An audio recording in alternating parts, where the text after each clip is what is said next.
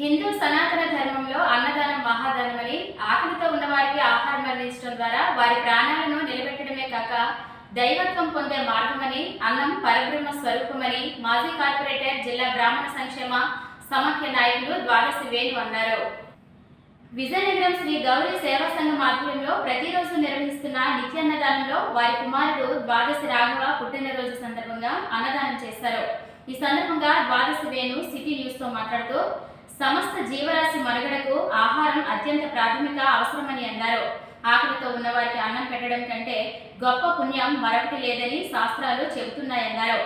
ఆహారం ఇవ్వడం వల్ల కలిగే ఆకలి తీరి తాత్కాలిక సంతృప్తి లభిస్తుందని, అయితే ఈ దానం మానవ జీవితానికి అవసరమైన బలాన్ని ఇస్తుందని అన్నారు.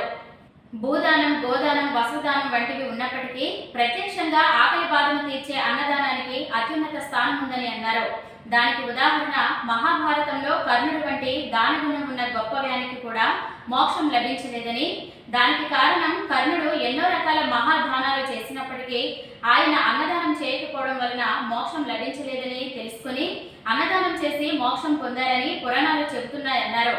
కావున అవకాశం ఉన్న ప్రతి ఒక్కరూ అన్నదానం చేయాలని చెప్పారు. విజయనగరంలో శ్రీ గౌరీ సేవా సంఘం 4.5 ఏళ్లకు పైగా ప్రతిరోజు మధ్యాహ్నం పూట అన్నదానం బాగా చేస్తున్నారని అన్నారు.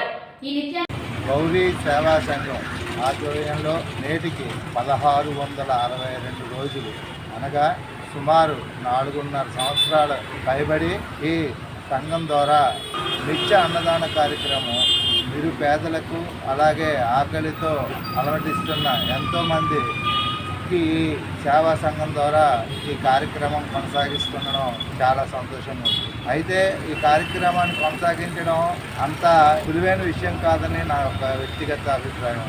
ఎందుకంటే ఎండాకాలం కానివ్వండి, వర్షాకాలం కానివ్వండి, పండగలు అవనివ్వండి, ఎటువంటి సమయంలో కూడా ఎటువంటి ఆటంకాలు వచ్చినా సరే ఈ నిత్యాన్నదాన కార్యక్రమం అనే దాన్ని ఆపకుండా కొనసాగిస్తున్న ఈ గౌరీ సేవా సంఘంలోని సభ్యులందరికీ కూడా పేరు పేరున నా హృదయపూర్వక నమస్కారాలు తెలియజేస్తున్నాను. ఎందుకంటే అన్ని దానాల్లో కన్నా గొప్ప దానం అన్నదానం. ఎందుకంటారు అంటే కర్ణుడు అంతటి మహావ్యక్తే ఎన్నో దానాలు చేసిన నిత్య అన్నదానంలోని కార్యక్రమమైన అన్నదానం అనే కార్యక్రమాన్ని చేయకపోవడం వల్ల ఆయనకి మోక్షం కలగదు. అయితే కర్ణుడికి సందేహం వస్తుంది, ఇంత దానకర్ణుడిగా పేరు తెచ్చుకున్న నాకు మోక్షం ఎందుకు లభించలేదా అని అతను తెలుసుకుంటే, నువ్వు ఎన్నో దానాలు చేసావు కానీ అన్నదానం అనే మహత్తర కార్యక్రమాన్ని నువ్వు చేయలేదు, అందుకే నీకు మోక్షం లభించలేదని పురాణ గాథలు తెలియజేస్తుంది.